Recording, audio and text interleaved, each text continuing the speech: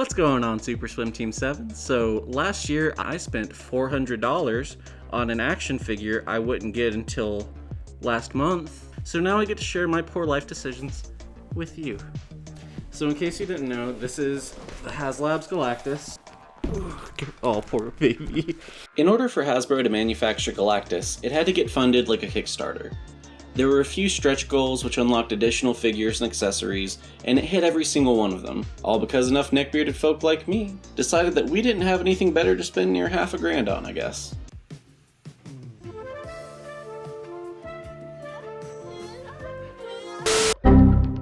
Remember how I said that I ordered this around summer 2021 and then it got here October of 2022? Well, the funniest thing happened. In that year between, I actually stopped collecting Marvel Legends, and there are a few reasons for that. To put it simply, the quality of the product has gone down while the cost has gone up. One of the best examples of that actually comes from the Star Wars Black line. Marvel Legends, Power Rangers, Star Wars Black Series, and a couple of G.I. Joe figures, they all scaled to the same size and use the same kind of parts for articulation and molds, and they're all made by the same branch of Hasbro. When the Cranston figure was released, its head sculpt was just a recolored Chewbacca. It lacked all the character's distinctive facial features. Instead of making a new mold for the character, they just reused something they already had lying around. That led a lot of people to feel like the price hikes on figures were also being met with a downturn in quality. One of the ways that I started thinking about it was that any given Spider-Man figure is usually just a recolor of a different Spider-Man. It's the same mold with a new coat of paint. Meanwhile, the Transformers figures that are made by the same company always feature parts that are unique to that toy and can't be reused elsewhere. But a Transformers figure with unique parts that are made just for that figure can run cheaper than a Marvel figure now. Every Transformer figure has unique parts and sculpts, but every new Spider-Man costume is essentially just a recolor of the last Spider-Man figure. So even though the Marvel Legends are just reusing parts over and over again, and the Transformers figures are using unique parts for every figure, the Transformers figures are still cheaper somehow? And what I'm saying is just the complexity that goes into making a Transformer and all the different parts for it seems so much more complex than what goes into a Marvel Legend. So I don't understand how they justify the price hikes on these figures. The standard price of $20 a figure has been raised to about $25, which means that used figures went from being about 10 or 15 a pop to being over 20 depending on the figure's rarity. And one of the most frustrating ways they try to justify this is with the presence of 2-pack figures. The Venom and Null 2-pack retails at almost $80. Even if you want just one of these figures, you have to buy them both. It forces you to buy 2 figures, and that puts each figure at about $40 a pop, which is more than double the base price of what the figures were a few years ago. In addition to the quality of the molds taking a downturn and the price taking an upturn, the quality of the packaging has deteriorated as well, and that's because of Hasbro's commitment to going green and getting rid of plastics in their packaging. Which is admirable, but the figures just lack the same presentation now. You feel like you're buying a cheaper product when you see something in packaging like this.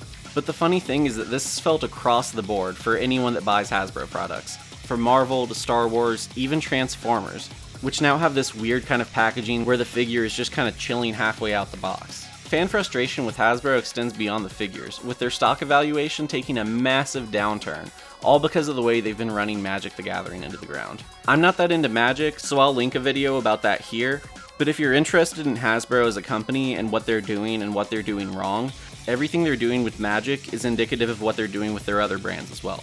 Remember how I told you that this Galactus was like a Kickstarter, and they had to get enough funding to make it? Well, the next Hasbro Pulse Marvel Legend was supposed to be a replica of Ghost Rider's car, and it actually hit the goal, but then after it failed to get enough backers to reach the stretch goals for additional figures, people started canceling their orders, which caused the number of backers to drop below the initial threshold, resulting in the figure getting canceled altogether. There have been so many downturns in what fans think of Hasbro just in the last 2 years. But that's enough inside baseball on action figures. What do I think of Galactus itself and of the figures that it came with? Well, in the big man himself, I'm really impressed by the articulation of the fingers.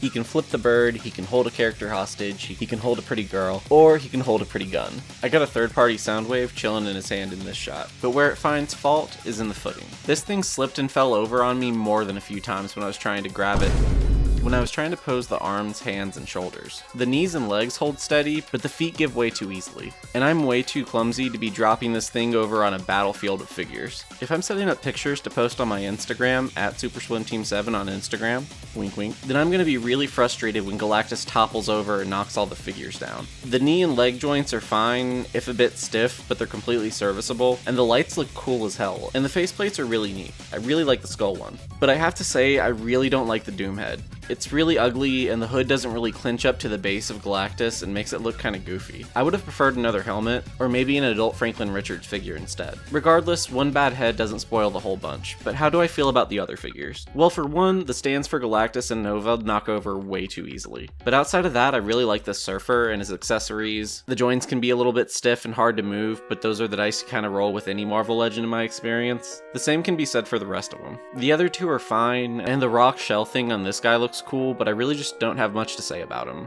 They're just okay, I guess. But do I feel like I got my money's worth out of this? Kind of. So, this is a nerd status symbol thing, and it makes my collection look cool. And I can take pictures of it for my Instagram, at SuperSwimTeam7 on Instagram, or I could resell it on eBay and make more money off of it than I paid in. I could probably sell it for $700 and make like $300 off of it right now. It can do anything I need to do with it if I take the time to do it. But honestly, I felt like I had to make this video instead of other videos that I wanted to make more. I really wanted to hurry up and make a follow-up video to my last Batman video, but I felt like I couldn't do that because I had to hurry up and make this video instead on account of the fact that everyone else has already made their Galactus videos. So in that regard, the figure kind of became a burden, and then the supplementary task of taking pictures of it to focus on growing my Instagram became a burden as well. Factor in what I said earlier about Hasbro and my frustrations with Marvel Legends, I just fell into a sunk cost fallacy with it. I spent $400 on it over a year ago, and I don't even collect Marvel Legends anymore now that I have it. I mean, I'm not gonna sell it. I'm not gonna sell any of my Marvel Legends. I still like the figures that I bought, and it's gonna look cool when I get everything set up around it. But I guess what I'm saying is, I'm just not gonna buy any more. And I know that's ironic, because I started collecting Transformers and they're made by the same company, but I just don't like how Hasbro is taking advantage of their position in the market and taking advantage of collectors in general with stuff like the Venom 2-pack. I really want both of those figures, and I'd pay $50 or $60 for them, but $80 is just too much when these figures were $20 a piece 2 years ago. That shit is bananas. And I could say the same thing about a lot of other figures. I don't know what the takeaway is supposed to be on this, honestly. I've got a 4-foot tall piece of plastic and nowhere to put it now. So I really hope this video can make some money back through AdSense. Or at least, I hope you go follow me at SuperSwimTeam7 on Instagram and SwimTeamCaptain7 on TikTok. And I'd also like to thank my lovely supporters on Patreon, and I promise that that follow-up Batman video will be out soon, and if you haven't seen the first one, you can check that one out here, or other Super Swim Team 7 videos in these playlists here.